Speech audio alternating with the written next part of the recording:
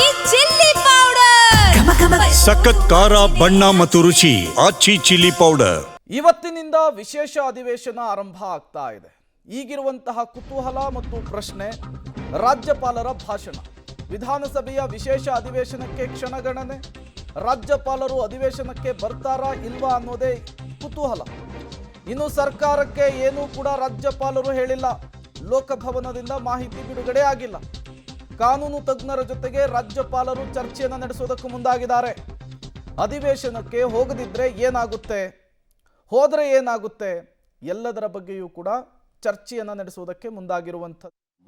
ಬರಬೇಕು ಅಂತೇಳಿ ನಿನ್ನೆ ಹೋಗಿ ನಾವು ಅವರಿಗೆ ವಿನಂತಿ ಮಾಡಿ ಬಂದಿದ್ದೇವೆ. ಬರ್ತಾರೆ ಅನ್ನುವಂಥ ನಂಬಿಕೆ ನಾನು. ನಿಮ್ಮ ನಂಬಿಕೆ ಬೇರೆ, ಅವ್ರು ಕನ್ಫರ್ಮ್ ಮಾಡಿದಾರಾ ಸರ್ ಬರ್ತೀವಿ ಅನ್ನೋದು ಖಚಿತಗೊಳಿಸಿದಾರಾ? ಇಲ್ಲ, ನಮಗೇನು ಹೇಳಿಲ್ಲ. ಬಟ್ ಅವರು ಬರಬೇಕು, ಬರ್ತಾರೆ ಅಂತ ನಂಬಿಕೆ. ಈಗ ನೀವು ಸುಪ್ರೀಂ ಕೋರ್ಟ್ಗೂ ಕೂಡ ಫೈಲ್ ಮೂವ್ ಮಾಡಕ್ಕೆ ರೆಡಿ ಮಾಡ್ಕೊಂಡಿದ್ದೀರಿ. ಎಜಿ ಇದೆ, ದೆಹಲಿಗೆ ಹೋಗಿದ್ದಾರೆ. ಸಂವಿಧಾನದ ಉಲ್ಲಂಘನೆಗಳು ಯಾರಿಂದಲೇ ಆಗಲಿ, ಒಂದು ವೇಳೆ ಉಲ್ಲಂಘನೆ ಆದಂಥ ಸಂದರ್ಭದಲ್ಲಿ ಸರ್ಕಾರ ಕೈ ಕಟ್ಕೊಂಡು ಕೂತ್ಕೊಳ್ಳೋದಕ್ಕೆ ಆಗೋದಿಲ್ಲ.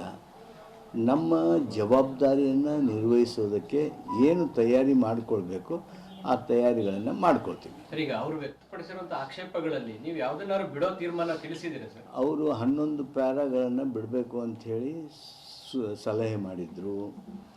ಸಾಕಷ್ಟು ಚರ್ಚೆ ಮಾಡಿದ್ವಿ ರಾಜಭವನದಲ್ಲಿ.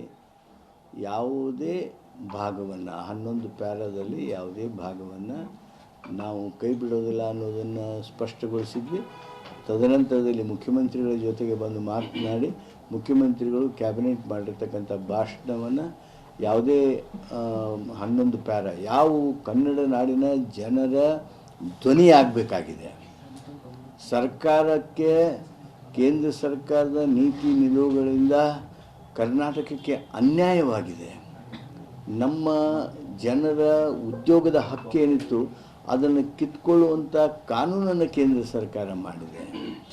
ನಮ್ಮ ಜನರಿಗೆ, ಕನ್ನಡಿಗರಿಗೆ ಏನು ಕೊಡಬೇಕಾಗಿರ್ತಕ್ಕಂಥ ಏನು ಹಣಕಾಸಿನ ಅನುಕೂಲತೆ, ಸೌಲಭ್ಯ, ಅವ್ರು ಹೇಳಿದ ಹಾಗೆಯೇ ಏನು ನೀಡಬೇಕಾಗಿತ್ತು ಕರ್ನಾಟಕಕ್ಕೆ, ಅದನ್ನು ಕೊಡದೇ ಇರತಕ್ಕಂಥ ಅಪರಾಧಗಳನ್ನು ಕೇಂದ್ರ ಸರ್ಕಾರ ಮಾಡಿದಾಗ ಈ ಫೆಡ್ರಲ್ ವ್ಯವಸ್ಥೆಯಲ್ಲಿ, ಈ ಒಕ್ಕೂಟ ವ್ಯವಸ್ಥೆಯೊಳಗೆ ನಾವು ಅದನ್ನು ಸುಮ್ಮನೆ ಕೂತು ನೋಡೋದಕ್ಕೆ ಆಗೋದಿಲ್ಲ.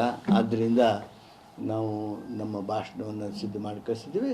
ಅದು ಸರ್ಕಾರದ ನೀತಿ ನಿಲುವು, ಕಾರ್ಯಕ್ರಮ ಹಾಗೂ ಅಭಿಪ್ರಾಯಗಳ ಒಂದು ಭಾಷಣದ ವಸ್ತು. ಅದನ್ನು ಅವರು ಓದಲೇಬೇಕಾದದ್ದು 176 ಒಂದರ ಪ್ರಕಾರ ಸಂವಿಧಾನದ ನಿರ್ದೇಶನ. ಅದನ್ನು ಓದ್ತಾರೆ ಅಂತ ನಾನು ಆ ಭಾಷಣ ಮಾಡ್ತಾರೆ ಅಂತ ಅನ್ನುವ ವಿಶ್ವಾಸ. ಸರ್, ಅವ್ರು ಬಂದು ಭಾಷಣ ಓದದೇ ಇದ್ರೆ ಸರ್ಕಾರದ ನೆಕ್ಸ್ಟ್ ನಿಲುವೇನು ಸರ್?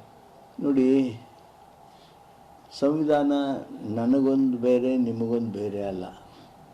ಮುಖ್ಯಮಂತ್ರಿಗಳಿಗೊಂದು, ರಾಜ್ಯಪಾಲರಿಗೊಂದು, ಜನಸಾಮಾನ್ಯನಿಗೊಂದು, ರಾಷ್ಟ್ರಪತಿಗೊಂದು ಅಲ್ಲ.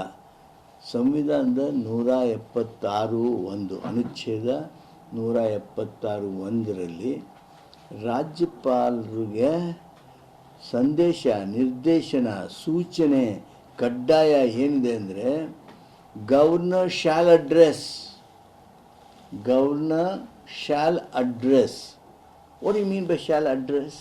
ಬಂದು ಹೋಗೋದಲ್ಲ, not touch and go. he shall address the joint session and he should address the session in full, and the full text of the speech prepared by the cabinet, prepared by the government, is to be read by the governor. It is his first responsibility and he is duty bound by the Constitution of India. Sir, ಹಿಂದೆ ಕೂಡ ನೀವು ಕೇಂದ್ರ ಸರ್ಕಾರದ ಕೆಲ ತೀರ್ಮಾನಗಳ ವಿರುದ್ಧ ಖಂಡನ ನಿರ್ಣಯಗಳ ವಿಧಾನಸಭೆಯಲ್ಲಿ ತಗೊಂಡಿದ್ದೀರಾ. ಈಗ ಸರ್ಕಾರ ಬರ್ಕೊಟ್ಟಿದ್ದ ಭಾಷಣವನ್ನ ಓದಲೇಬೇಕು ಅನ್ನುವಂತಹ ಸಂವಿಧಾನದ ಅವಕಾಶಗಳನ್ನ ನೀವು ದುರ್ಬಳಕೆ ಮಾಡ್ಕೊಳ್ತಾ ಇಲ್ವಾ? ಆಗಿದ್ರೆ ಈಗ ಈ ಕಾಯ್ದೆಗೆ ವಿರೋಧವಾಗಿ ನೀವು ಈಗಾಗಲೇ ಬಂಡವಾಳಶಾಹಿಗಳಿಗೆ ಅನುಕೂಲ ಆಗುತ್ತೆ, ಗುತ್ತಿಗೆದಾರರಿಗೆ ಅನುಕೂಲ ಆಗುತ್ತೆ ಅಂತ ಇನ್ನೂ ಜಾರಿನೇ ಆಗಲಿಲ್ಲ. ರಾಜಕೀಯ ಕಾರಣ ಆಗಲ್ವಾ? ವಿ ಬಿ ಗ್ರಾಮ್ಜಿ ಯಾರು ಓದಿದವರಿದ್ದಾರೆ ನಮ್ಮ ದೇಶದಲ್ಲಿ, ಅವರು ಯಾರು ಈ ಮಾತು ಆಡೋದಿಲ್ಲ. ರಾಜ್ಯಪಾಲರು ವರ್ಸಸ್ ಸರ್ಕಾರದ ಫೈಟ್ ಜೋರಾಗ್ತಾ ಇದೆ. ಸಂವಿಧಾನದ ಪ್ರಕಾರ ರಾಜ್ಯಪಾಲರು ಭಾಷಣವನ್ನು ಓದುವುದು ಕಡ್ಡಾಯ. ಕಾನೂನು ಸಚಿವ ಎಚ್.ಕೆ. ಪಾಟೀಲ್ ಅವರು ತಮ್ಮ ನಡೆಯನ್ನು ಸಮರ್ಥಿಸಿಕೊಳ್ತಾ ಇದ್ದಾರೆ. ತಾವು ಕೊಟ್ಟಂತಹ ಭಾಷಣದ ಪ್ರತಿಯ ವಿಚಾರವನ್ನು ಸಮರ್ಥಿಸಿಕೊಳ್ತಾ ಇದ್ದಾರೆ. ಬಟ್ ಈಗ ರಾಜ್ಯಪಾಲರು ಏನು ಮಾಡ್ತಾರೆ ಅನ್ನುವಂತಹ ಕುತೂಹಲ ಇದೆ. 10 ಗಂಟೆ 15 ನಿಮಿಷಕ್ಕೆ ತಮ್ಮ ನಿರ್ಧಾರವನ್ನು ತಿಳಿಸೋದಾಗಿ ಪೊನ್ನಣ್ಣ ಅವರಿಗೆ ಹೇಳಿದ್ದಾರೆ. ಪೊನ್ನಣ್ಣ ಅವರು ಕೂಡ ಈಗ ಲೋಕಭವನದತ್ತ ತೆರಳುವುದಕ್ಕೆ ಮುಂದಾಗ್ತಾ ಇದ್ದಾರೆ. ಕೇಂದ್ರ ಅಪರಾಧ ಮಾಡಿದಾಗ ನಾವು ಸುಮ್ಮನೆ ಕೂರೋದಕ್ಕಾಗಲ್ಲ, ನಾವು ಅದನ್ನು ಖಂಡನಾ ನಿರ್ಣಯವನ್ನು ಮಾಡುವುದಕ್ಕಾಗಿಯೇ ಅಧಿವೇಶನವನ್ನು ಕರೆದಿರುವಂಥದ್ದು. ನಾವು ಕೊಟ್ಟಿರುವಂತಹ ಭಾಷಣವನ್ನು ರಾಜ್ಯಪಾಲರು ಓದಬೇಕು. ಸಂವಿಧಾನ ಅದನ್ನು ಹೇಳುತ್ತೆ. ಸಂವಿಧಾನದ ವಿಧಿ 176 ಸಬ್ಸೆಕ್ಷನ್ 1 ರಾಜ್ಯಪಾಲರು ಭಾಷಣದ ವಿಚಾರವನ್ನು ಕೂಡ ಪ್ರಸ್ತಾಪಿಸಿ ಎಚ್.ಕೆ. ಪಾಟೀಲ್ ಅವರು ಮಾತನಾಡಿದ್ದಾರೆ. ಸಂವಿಧಾನ ಎಲ್ಲರಿಗೂ ಕೂಡ ಒಂದೇನೆ, ಹಾಗಾಗಿ ರಾಜ್ಯಪಾಲರು ಇವತ್ತು ಅಧಿವೇಶನಕ್ಕೆ ಬರ್ತಾರೆ, ಜಂಟಿ ಅಧಿವೇಶನವನ್ನು ಉದ್ದೇಶಿಸಿ ಮಾತನಾಡ್ತಾರೆ ಎನ್ನುವಂತಹ ವಿಶ್ವಾಸವನ್ನು ಕಾಂಗ್ರೆಸ್ ನಾಯಕರುಗಳು ಈಗ ವಿಶ್ವಾಸ ವ್ಯಕ್ತಪಡಿಸ್ತಾ ಇದ್ದಾರೆ.